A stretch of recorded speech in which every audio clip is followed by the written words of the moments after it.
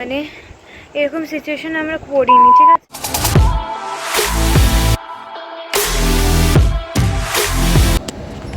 High guys, তো এখন চলো, কলেজ থেকে এক্সাম দেওয়া হয়ে গেছে, এখন যাব বাগনান, ব্রাইড আছে আজকে, তো চলো তাড়াতাড়ি যাওয়া যাক। তো টাইম নিয়েই বেরিয়ে গিয়েছিলাম, হাতে অনেক টাইম ছিল। আর আমার ব্রাইডের আজকে টাইম দেওয়া ছিল 3টে কি 3:30 এরকম টাইমের মধ্যে বসে যাওয়ার। আমিও মোটামুটি টাইম নিয়েই বেরিয়েছিলাম, কিন্তু আমরা কি করে জানবো যে আমাদের সঙ্গে এরকম একটা জিনিস হয়ে যাবে। তো তোমরা ভিডিওতে থাকো, তোমরা বুঝতে পারবে যে কি হয়েছে আমাদের সাথে লাস্ট পর্যন্ত। তো গাইস, এখন বাউরিয়া থেকে বাগনানের ট্রেন ধরবো, দেন যাব। চলো ওই প্ল্যাটফর্মে যাই। প্রথম ঘটনাটা হয়েছে এখানে, প্রায় 1 ঘন্টা ট্রেন লেট করেছে। আমরা টাইমের আগে পর্যন্ত ছিলাম, যে 1.5 ঘন্টা থেকে 2 ঘন্টা আগে আমরা হাতে নিয়ে চলছিলাম, কিন্তু এখানে 1 ঘন্টা দেরি করেছে ট্রেন। আর কিছুই বলার নেই আমাদের।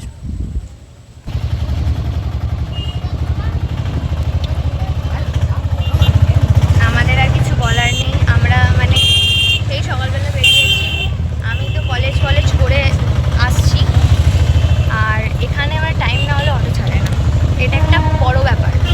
তারপরে আমরা কখন পৌঁছাবো সেটাও জানি না, ঠিক আছে। বহুত ঝামেলায় পড়ে গেছি, মানে আজকের 1 ঘন্টা লেট অলরেডি চলছে সব জায়গায়। তো শুনেই নিলে যেখানে টাইমের আগে অটো ছাড়ে না, তো আমরা ওখানে গিয়ে অলরেডি অটোয় বসে আমরা ম্যাক্সিমাম 15 থেকে 25 মিনিট ওয়েট করেছি, তারপরে অটো ছেড়েছে।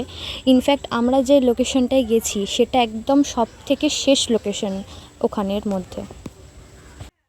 প্রায় 1 ঘন্টার মতো জার্নিং করে এসেছি, ঠিক আছে, বাগনানে একটা ব্রাইডের কাছে। আর এখানে 6টা অবধি অটো চলে বা টোটো, যেটাই বলতে পারো, সেসব চলে। আর আমি ব্রাইড শেষ করবো 7:00 সাড়ে 7:00। আমি জানি না আমি বাড়ি কী করে যাব, ফার্স্ট অফ অল। আর এখানে এতক্ষণ লাগলো আসতে, তার উপর আমরা এখানে এখন দাঁড়িয়ে আছি, ঠিক আছে।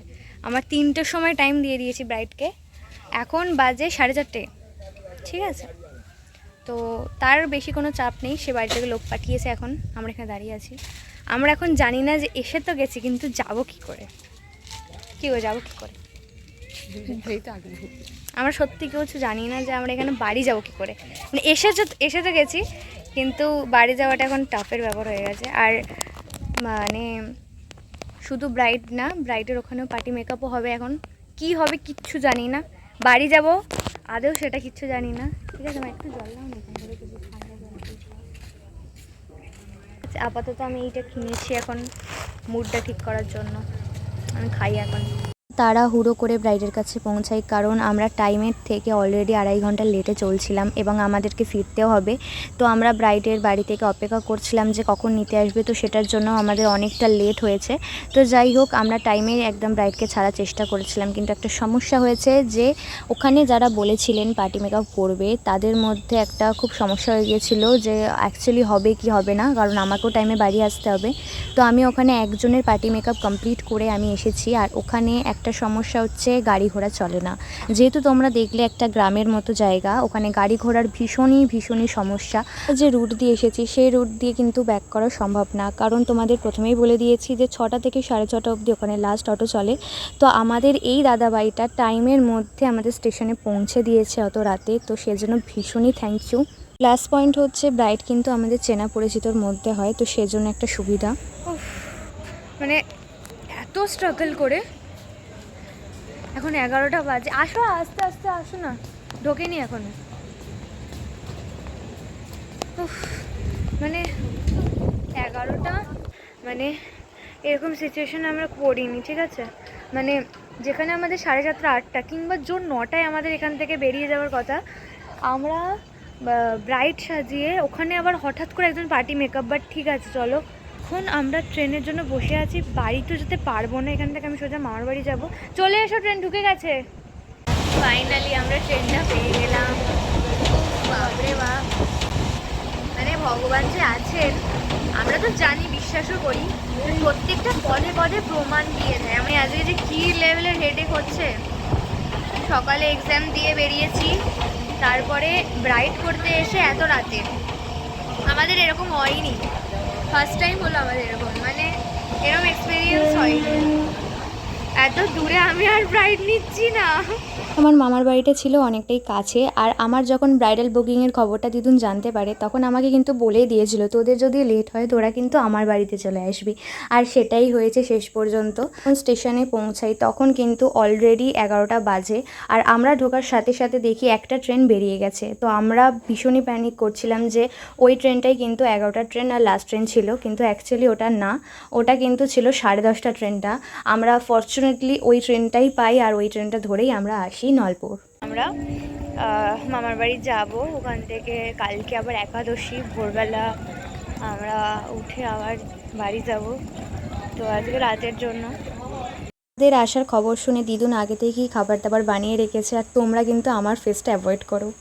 হাই গাইস, তো ফাইনালি আমরা পৌঁছে গেছি দিদার বাড়িতে।